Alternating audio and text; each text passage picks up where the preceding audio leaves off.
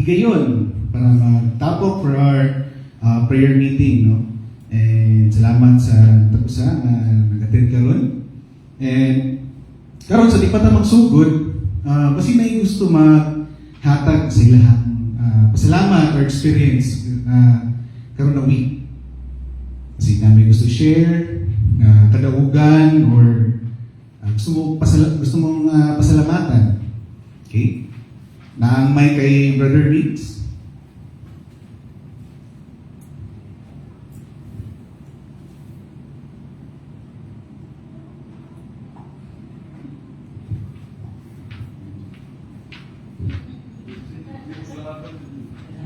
Okay, so Brother Junjun.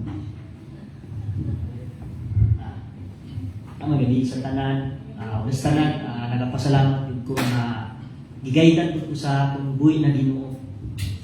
Nako kay ko pasalamat kay mga how many months kanang kay ko. Pero karon kay tungod sa kamaayo sa Ginoo biyang grasya gipabalik di ko niya kung asa ko na bilong. Kana lang salamat kay Ginoo. Praise God, no? Isa sa mga nalipay last Sunday nga pagkakita na ko sa imo na nakagawos ko. And grabe, dalay ko ng Diyos sa ihang pagpamuhat sa imo. And hopefully no nga magpadayon na ang imuhang pagbalik sa pagpangalaga diya sa Diyos.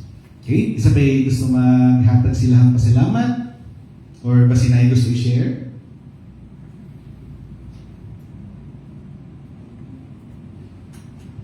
Isa na lang siguro.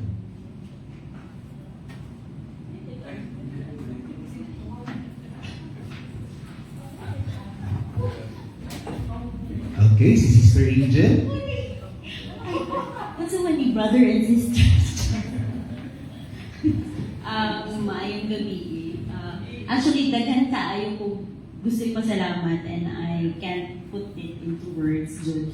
But sige, karon na lang for today. Ang bigyan ako murag, dili ko kaabot sa prayer meeting kay nasa agud mi from Matanaw, supposedly Matanaw to Malala. Naabot mi sa Malungon. Oo. So dito mi ni Agi sa San Isidro kay wala nag-work ang Google Map. Naghatag siya og longer way. So kato among i-follow. Ayun. So nahadlok ko kay Koreano ko akong mga kauban, so basig na ay mga NBA or whatever, medyo sikip na kaya ang dalan and then gusto kayong ulan dito. So, Lord, ikaw na bahala and protect us. So, kato, I thank God kay nakaabot ra pod nga safe and sound. So, I thank God for His protection. Praise God sa safety, no? Dili lang sa imo, kundi pati sa imong mga kaubanan pod, no? Nga bisan sa saag mo, nakauli gid mo, no? Nga safe, no? Praise God, bisan pa man lain ng panahon, ang protection sa Ginoo nagapadayon, no? And salamat kayo sa Dios sa Pinas nga gusto mo hatag, sa ilang pasalamat. Okay, kung wala na, karon sa before ta maghala do awit diya sa Dios, before ta minaw sa tulong sa Dios, no? Atong i-prepare atong mga kasing-kasing, atong i-andam, i-humble down nato, atubangan sa Dios. Unsa man galing ang atong mga ipangagihan sa atong mga ningaging adlaw, unsa man galing ang atong ginadaladala na kabugat, no? Mga nabuhat nato nga kalapasan diya sa Dios, tungod kay kini magud makababag ni sa atong fellowship diya sa iya, and mahimong kawang ang atong panagtapok tanay. Again, ang ginahangyo tanan sa pag-confess sa ilang mga sala na nabuhat niya sa Diyos. And after 1 to 2 minutes, ang hangyon si Brother Mix para sa confession prayer.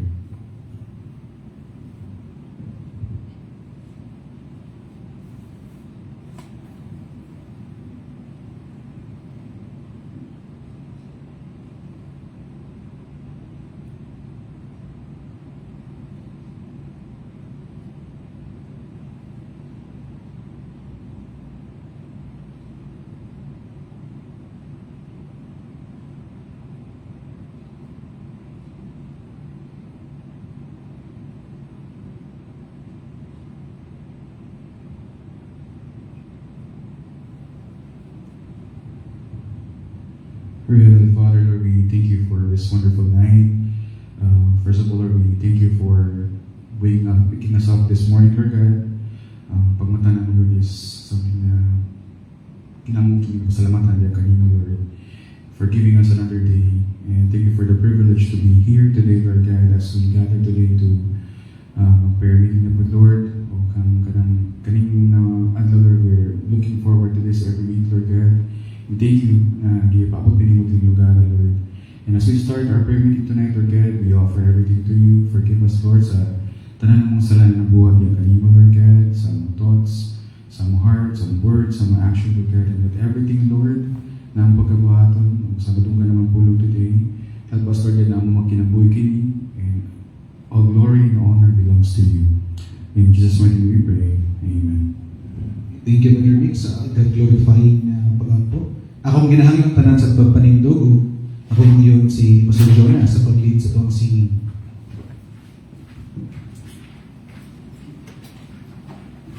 Song number 194, mga iso. I know whom I have believed. Song number 194. I know not why God's wondrous grace. Everybody sing with me, ready, go. I know not why God's wondrous grace to me has made known, nor why unworthy Christ in love redeemed me for his own. But I know whom I have believed, and am persuaded that he is able to keep that which I've committed unto him against that day. I know not how this saving faith to me he did impart, nor how believing in his word brought peace within my heart. But I know I have believed, and am persuaded that he is able to keep that which I've committed unto him against that day. I know not how the Spirit moves, convincing men of sin, revealing Jesus through the Word, creating faith in him. But I know whom I have believed, and am persuaded that he is able to keep that which I've committed unto him against that day. I know not what of good or ill may be reserved for me, of weary ways or golden days before his face I see. But I know whom I have believed, and am persuaded that he is able to keep that which I've committed unto him against that day. I know not when my Lord may come, at night or noonday fair, nor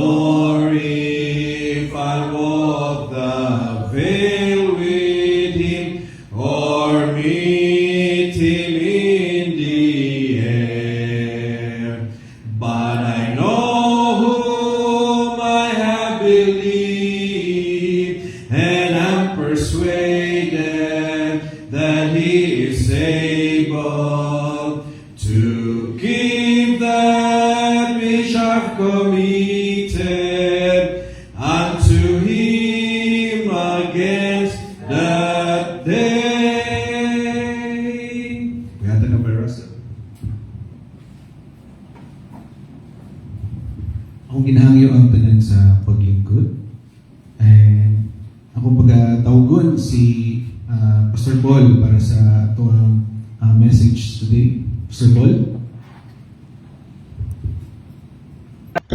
Sa makausa, may gabi tanan. May gabi, karon padayon kita sa pagtuon sa pulong sa Dios susama sa atuhang na hisgutan tong niagi.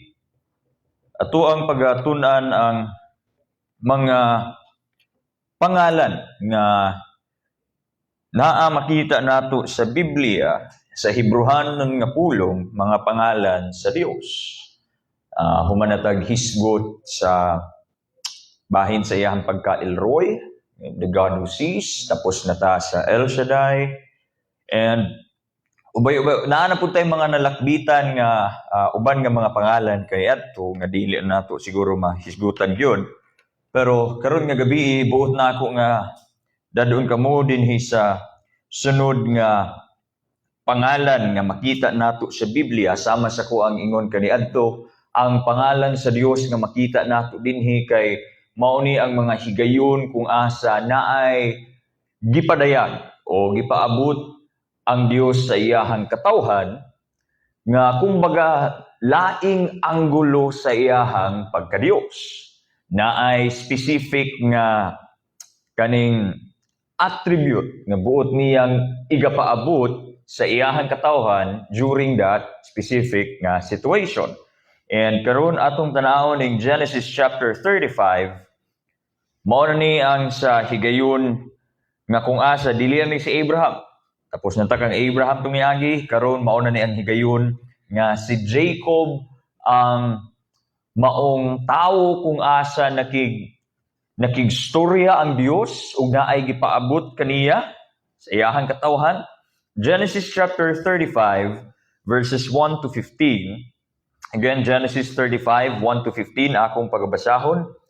And God said unto Jacob, Arise, go up to Bethel and dwell there, and make there an altar unto God that appeared unto thee when thou fleddest from the face of Esau thy brother. Then Jacob said unto his household, and to all that they are with him, Put away the strange gods that are among you, and be clean, and change your garments. And let us arise and go up to Bethel, and I will make there an altar unto God, who answered me in the day of my distress, and was with me in the way which I went. And they gave unto Jacob all the strange gods which were in their hand, and all their earrings which were in their ears. And Jacob hid them under the oak which was by Shechem. And they journeyed, and the terror of God was upon the cities that were round about them, and they did not pursue after the sons of Jacob. So Jacob came to Luz, which is in the land of Canaan, that is Bethel, he and all the people that were with him. And he built there an altar, and called the place El Bethel, because there God appeared unto him when he fled from the face of his brother. But Deborah, Rebekah's nurse, died, and she was buried beneath Bethel under an oak, and the name of it was called Allon Bakuth. And God appeared unto Jacob again, and he came out of Padan Aram and blessed him. And God said unto him, Thy name is Jacob, thy name shall not be called any more Jacob, but Israel shall be thy name. And he called his name Israel. And God said unto him, I am God Almighty, be fruitful and multiply. A nation and a company of many nations shall be of thee, and kings shall come out of thy loins. And the land which I gave Abram and Isaac, to thee will I give it, and to thy seed after thee I will give the land. And God went up from him in the place where he talked with him, and Jacob set up a pillar in the place where he talked with him, even a pillar of stone, and he poured a drink offering thereon, and he poured oil thereon. And Jacob called the name of the place where God spake with him, Bethel. Ang Diyos panalangin sa iyahang pulong. Now, karon this is, I would say, mas special, tanan mag yun special, but something siguro nga inyohang na-notice din sa passage nga ito ang gibasa is the name of the place. Ang tawag sa lugar na ito ang gibasa? Bethel. Okay? Mga tanong kasi niya, ano may meaning sa Bethel? Namata, Bethel Missionary Baptist Church. Ano meaning sa Bethel? House of God. Okay? So mga nakabalo, Bethel means house of God. Pero before ta mo hisgot ana, sa kaning nga higayon, ang Bethel, mao ni ang dapit nga naadtuan na ni Jacob kaniadto. Okay? Nakaadto na si Jacob dinhi. Dili na ni siya strange nga dapit sa iya. He's been there before, and it was during the time nga nisibat siya sa iyahang igsuon nga si Iso. Nganong nisibat man siya? Mao na nitong higayon nga iyahang gikuha ang blessing nga para dapat kang Iso, gikuha ni Jacob, sibat siya kay hadlok siyang patyon. Ug sa iyahang pagsibat dito siya gigiyahan sa Dios dinhi sa dapit sa Bethel. Pero before siya gitawag nga Bethel, ang tawag sa kani nga dapit kay Luz. Kung makita ninyo sa verse 6, okay? Mao na ang tawag sa city of Bethel before siya nahimong Bethel, Luz. Okay? Pero nganong gitawag man siya nga Luz? Gitawag siya nga Luz tungod sa ang meaning sa Luz kay almond and then twisted, which is a characteristic na makita nimo sa almond trees. And then kaning Luz, sagana ni siya sa mga almond trees. Mao nang ang tawag sa mga Canaanites sa katunga syudad kay Luz.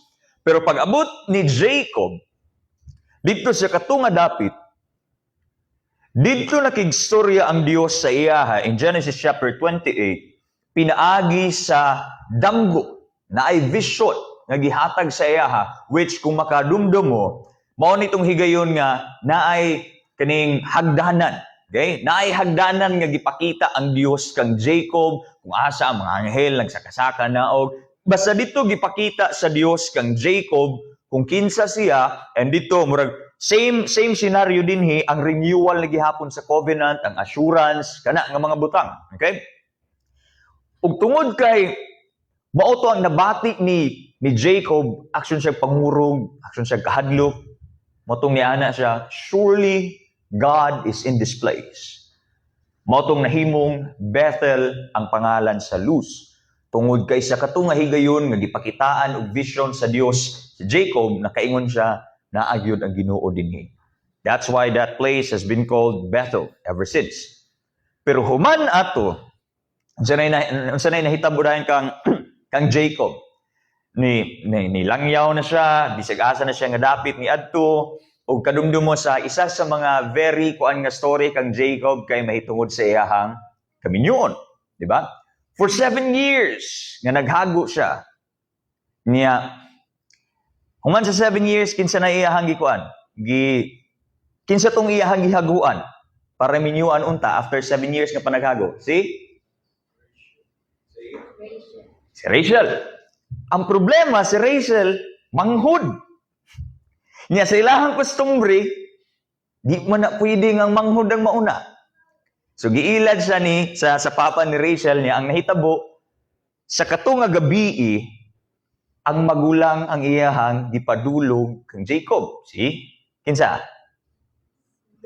Si Leah. Okay? Na matingala mo, pastor, grabe wag yun kaila si Jacob yun nga dili to si Rachel. Dili manggod pareho sa to adinhi nga perting hayaga. Ang ilaha dito ngit-ngit ang ilahang kahimtang ug naa may suga katurang mga torch. Na nya ang kinasal nga babae naanay tabon sa nawong.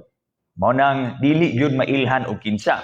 Laktod nga pagkastorya ni ana ang asawa, ani ana ang amahan si Laban nga gusto ka makuha si Rachel, trabaho na pud 7 ka tuig. So, moto, 14 ka tuig nga naghago si Jacob para maiahalang yun si Rachel. Dili 7, 14 ka tuig. Okay? Now, after ato, mao na yung problema. Ang iyahang mga asawa, mga na, kay daghan naman. Yan, si Leah, na si Rachel, And lahi pa itong iyahang mga sulugoon nga kung asa naapod sila gipanamkon para kang Jacob. Ang problema sa katong mga babae, daghan sila mga Diyos-Diyos. Okay? And somehow natakdan si Jacob. And mautoy rason nga nung si Jacob naglatagaw palayo sa presensya sa Diyos. Si Jacob iyahang giagian ang problema nga sasama sa giagian ni Haring Solomon. Si Solomon, wisest man. Okay? Gihatag sa Ginoo sa iyaha, sa itong iyahang gipangayo primero, Lev Shumeya, heart that nga makadistinguish what is right and wrong. And then, itagaan siya sa Ginoo ato, and then on top of that, itagaan siya wisdom. Pero despite Solomon being the wisest king, sa inahitabo, na-fall gyapon siya sa idolatry, kaya nga naman, tungod sa katong iyahang 700 ka asawa o 300 ka mga kabit, o mga concubines. Kay katong nga mga babae, hilig man pud og Dios, sige sila gahangyo kang Solomon, pwede taw patukod og altar. Sige, tukuran pud ni Solomon. Unsay cause at ay unsay effect ato human sa katong nga mga idolatry?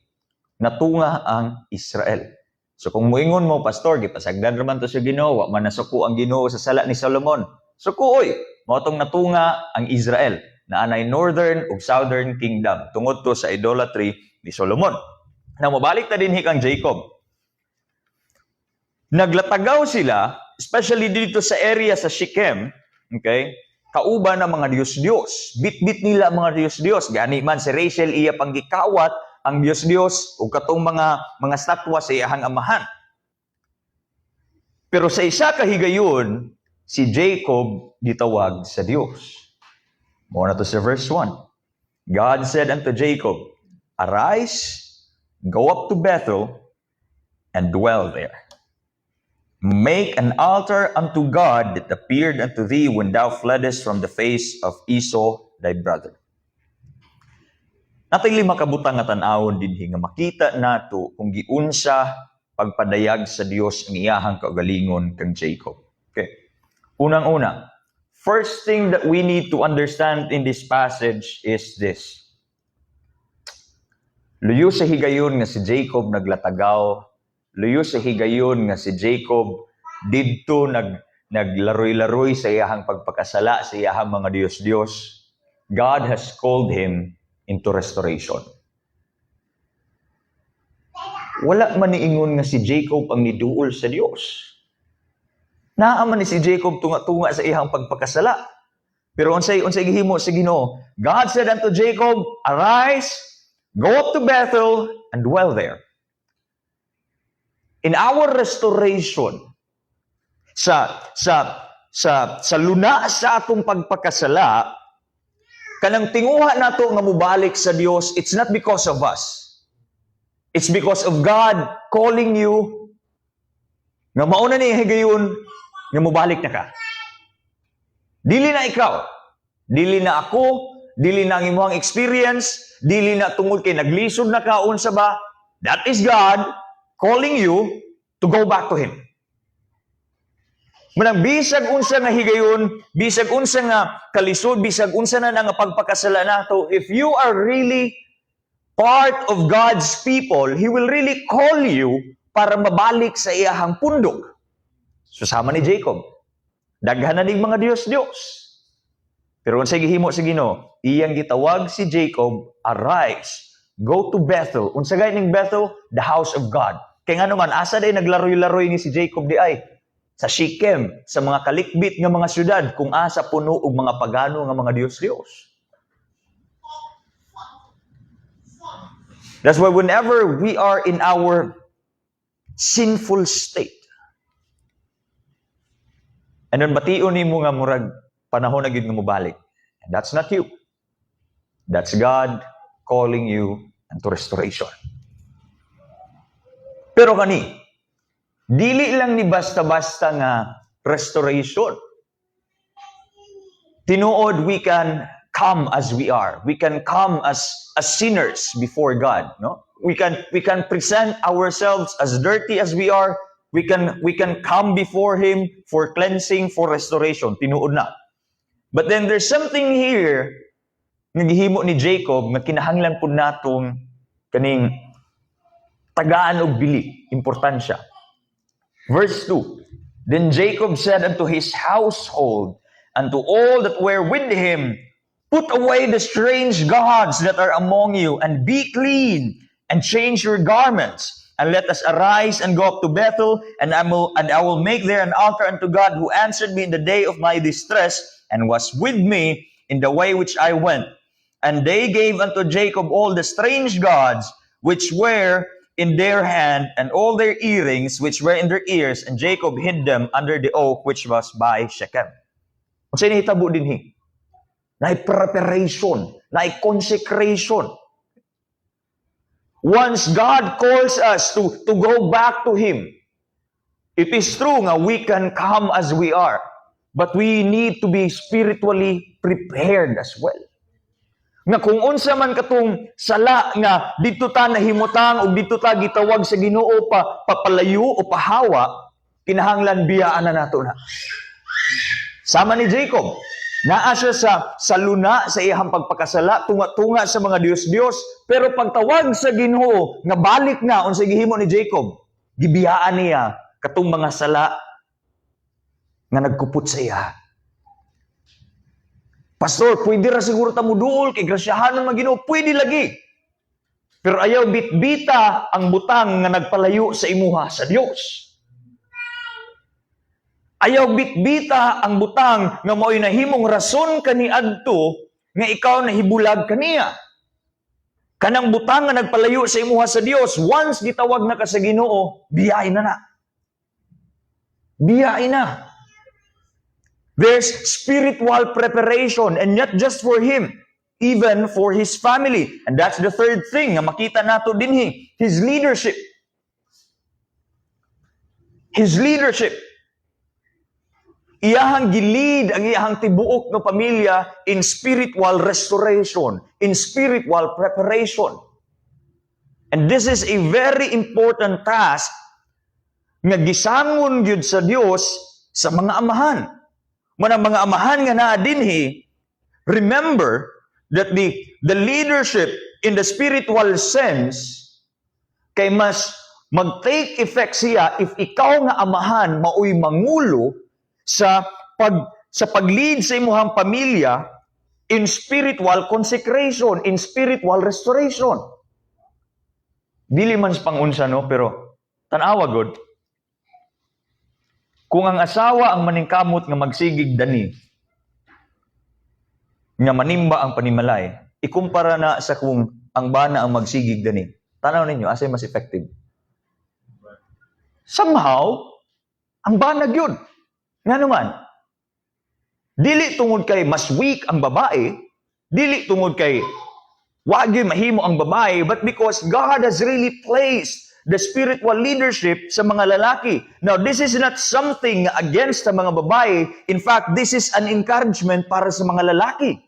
That we are to do our job. Once you have your family, ikaw ang mangulo, dili kay ikaw ang magpaguyod. Ikaw. Kaya nga naman, that's why, kadungna mo sa Book of Acts, nga ni Ana ang jail guard kang Paul o kang Silas, at so mahimuon ako para maluwas. Believe in the Lord Jesus Christ, confess that He is your Lord, and you and your family, your household will be saved. Nganong gi-appeal man gyud ang household? Well, wala to nagpasabot nga kung mutuwang amahan the rest sa mga pamilya karon kay maluwas na dayon. No, that's not the implication. Unsa implication dito? Nga lahi ang spiritual leading if ang amahan ang unsa? Ang muunag lihok. And this is one of the challenge siguro para sa mga kalalakihan. Kung naatay mga igsuon dinhi nga ang ilahang mga bana kay wala pa gyud na suod sa Ginoo, this should be our task, your task nga unsa? Mupikpik sila. Kay para unsa aron sila maoy makaduyog, maoy makalead sa ilahang pamilya pag abot sa higayon. Now, dili lang nanay restoration, consecration, leadership, ikaapat tanawa. Sa dihang gibiyaan na nilang ilahang pagpakasala, padulong sila sa Bethel unsay nahitabo. Before ta mo ambak din ha, In verse 4, na very strange din nga panghitabo. Ilahang gibiyaan, ilahang gihatag kang Jacob ang mga Dios. And then unsa? Second phrase, second nga part. And all their earrings which were in their ears. Pastor, di yun dahil mo suot og mga aryos ani. No, dili nga nang pasabot. In fact, sa Ezekiel, na ay mga nindot nga kahulugan ng earrings. Ang earrings during this time is an indication of your association sa mga Diyos. And most especially, ang mga tao nga nagasuot og aryos kaniadto kay kana nagapaila nga ikaw kay under sa kani nga Diyos. And other than that, it could also mean your talisman o unsa ba nga mga hurim-hurim diha para proteksyon nimo. Mao tong ila tong gihubo kay nganuman katong ilang aryos dili man to para sa Ginoo. Associated gihapon to sa mga Diyos. Manang ilang gihubo gihatag kang Jacob kay nganuman part to sa ilahang pagpakasala. So, another thing nga makita nato, bisag unsa na kagamay nga aspeto, bisag unsa na so long as part na sa imuhang pagpakasala, kailangan ng putlon. Kailangan ng walaon. Moingon siguro ta, pastor, lisod man kayo ni biyaan, oy kinaanad nako. Kinahanglan gyud ng putlon. If you want to really be restored fully, nga ma-enjoy nimo ang fellowship fully with God and with His people, bisag unsa na kagamay, so long as part na sa imuhang pagpakasala, putla, biyai, ibilin. Amen. Mao na din eh. Yes, then ikaupat, mao na ni, verse 5, and they journeyed. Okay? Naglakbay na sila, bisag asa nga syudad, bisag daghan nga syudad ilahang giagian. And the terror of God was upon the cities that were round about them, and they did not pursue after the sons of Jacob. One thing about the Bible is makita ninyo daghan kaayo travel nga nahitabo. Abi siguro ninyo, pareho sa mga vlogger karon ang travel sa Bible, dili. Hadlok ang traveling sa una. Naay mga bangis nga mga hayop, naay mga kawatan, naay mga sundalo nga pwedeng mapatay sa imuha anytime. Dili basta-basta, dili lalim ang pag-travel kaniadto. Pero dinhi unsay gipakita sa Dios. If you are part of His people, if naay katuyuan ang Dios, if naay gisugo ang Dios nga himuon nimo, you will be protected. There's protection, not just for Jacob, but for his family. Okay? Naay protection. Liman kag ang surrounding cities, inumdumi ha? Naanay sila doon sa Judean mountains, naa sila sa katong sa Jordan plains, which naisgutan nato last time nga unsa mga hari dinhi. Mga harding nga mga hari, ang mga sundalo trained to kill. Mga experts. But they were protected by God. In fact, unsay giingon gani dinhi sa verse 5, the terror of God was upon the cities that were round about them, and they did not pursue after the sons of Jacob. Isa sa mga rason nga nung ginapursu sa mga kawatan o sa mga sundalo ang traveling people kay ang ilahang mga provisions. Daghan man na sila bitbit nga mga gold, mga pagkaon, mga tanom, mga hayop, ginakuha nila na. Pero dinhi, we can see that they are protected. And then ikalima, dinhi nato makita, dinhi ta mag-focus. He built there, verse 7, an altar and called the place El Bethel. This is the name of God nga gipaabot niya kang Jacob in this situation. El Bethel. Unsa man ning El Bethel, pastor? Unsa kay meaning sa Bethel? House of God. El Bethel gives emphasis sa kung kinsay Lord of that house. El Bethel means the God of the house of God. Ang Bethel, it gives importance to the place. May nakita nila ni Jacob. It gives importance to the place because God was with him during that time. But then here, gishift niya, gitagaan niya pangalan nga gipaabot ang Dios kang Jacob, which is El Bethel, kung asa gishift ang focus from place to the person who made that place holy. It's not just about the place, it's about the God who sanctified that place. And the last thing we need to learn from this Kaya unsa, the focus of our worship. Mao man ni, several people would go to Israel, to Jerusalem, because that is the holy place lagi daw. Kung asa ma-feel nila ang presensya sa Ginoo, well, sa makita nato dinhi, it's not about the place, it's about the God who made that place holy. So whenever nga muadto ta dinhi sa simbahan, muingon ta didto ra gyud ko sa simbahan because maka-worship ko, tarong akong pamlastar dito. It's not about the place. It's about the God who made this place holy. And when we apply this in our worship, tan-aw nato, in our singing, nganong mudahig magyud sa Ginoo sa atong mga pag-awit? Is it because of kanang sa kanindot sa tono? Is it because of the instruments nga naa ta dinhi? Or is it because of God?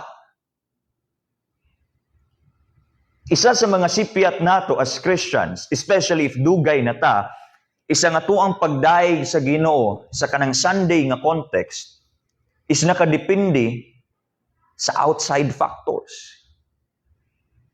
Adi gid ko pastor kanang dali ra kay ko madisturbo ba basta naay kusog kay nga busina sakyan na ning mo agi. Mawala na yun ko, masamok na yun ko. Pastor kanang saba kayong mga bata, sig dagan-dagan, sig sagit-sagit.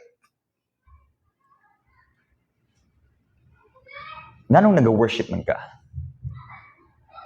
Is it because the place is perfect? Or is it because the God nga naa dinhi is perfect? What makes your worship worship? Ang Dios.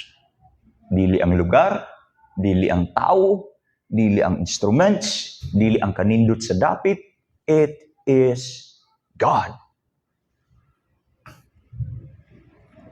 El Bethel. Gishift di Jacob gikan sa paghatag og importansya sa dapit ngadto sa unsa? Sa paghatag og importansya sa nagbalaan sa katong dapit. The God of the house of God. And this is also him taking offense sa katong mga Diyos-Diyos nga naa sa palibot. Because he's surrounded with gods and goddesses sa mga nagkadaiya nga mga syudad. But then, dinhi iyahang gipakita ang unsa, kaning Dios nga nagbalaan ani, mas labaw sa inyo. And there, sa sunod nga mga bersikulo, makita ninyo nga unsa, girenew na pud sa Dios ang iyahang covenant sa kung unsa iyahang gihatag kang Abraham, iyaha pong gihatag kang Jacob. In fact, this is the time nga giusab sa Dios ang pangalan ni Jacob. Nga unsa, from Jacob, gihimong Israel. The peace is with them. So unsa may makita nato dinhi with God being El Bethel. Anything na tanaw nato maayo, it's not because of the outside factors. It's because of God.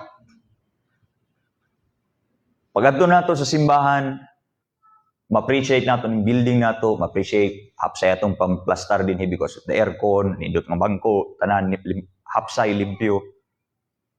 But then again, our worship should not be because of the place. It should be because of God. Do we worship Him because we are part of the Bethel Missionary Baptist Church, or do we worship Him because the God of Bethel Missionary Baptist Church is the God above all? Unsa may ginabit-bit nimo? Unsa may ginapaglaban nimo? Ang pangalan sa tuang grupo or ang Dios ani nga pundok? And same with Jacob. Katong 5 kabutang, hinaot nga ato apong mahimo. Hinaot nga ato apong hinumduman ug ato ang ma-apply. Unsa gani ito? In the midst of our sinful state, if you are part of God's people, He will really call you back for restoration. But then dili lang restoration.